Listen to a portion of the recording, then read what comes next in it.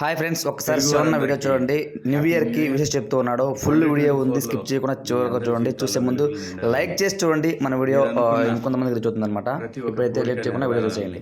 కష్టపడే ప్రతి వాడికి కూడా మంచి ఫలితాలు రావాలని కోరుకుంటూ, అలాగే బిగ్ బాస్ హౌస్ నుంచి నేను గెలిచానా ఓడిపోయానా అనేది పక్కన పెడితే, తెలుగు వారి కుటుంబాల్లో నా స్థానం సుస్థిరంగా ఉండేలా నేను ఆడానని బయటకు వచ్చిన తర్వాత నాకున్న ఫీడ్బ్యాక్, నేను చూసిన వీడియోలు ఇవన్నీ చూసిన తర్వాత నాకు అనిపించింది, ఇది కదా నేను కోరుకున్నది అని.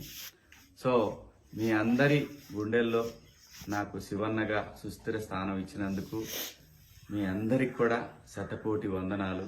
మీ అందరి జీవితాల్లో వెలుగులు నిండాలి. మీరు నా అభిమానులు కాదు, మీరు నా ఆత్మబంధువులు. సో మీ అందరికీ మంచి జరగాలని కోరుకుంటూ, మీ శివన్న.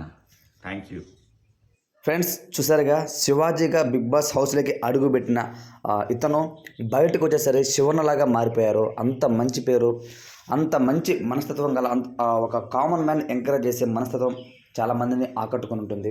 సో అదే తరహాలో తను నిన్న కూడా మాట్లాడుతూ, నేను గెలవలేదు, ఒక కామన్ మ్యాన్ గెలిపించాను అంటూ తను మాట్లాడాడనమాట. నేను రోజు ఒక అర్ధగంట ఒక గంట పాటు వాళ్ళకి నేను కేటాయించి వాళ్ళు గెలిచే విధంగా చేశాను అంటూ మాట్లాడాడు.